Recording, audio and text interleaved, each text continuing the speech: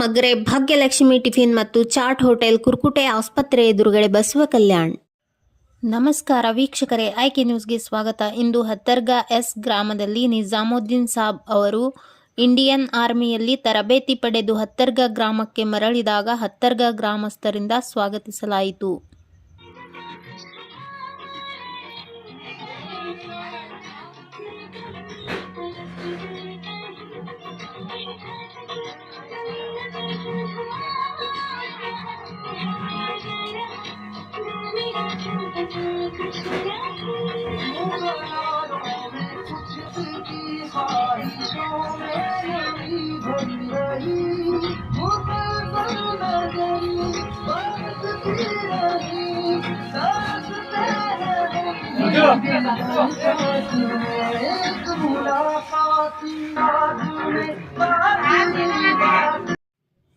Hotel Nagdev family dhaba.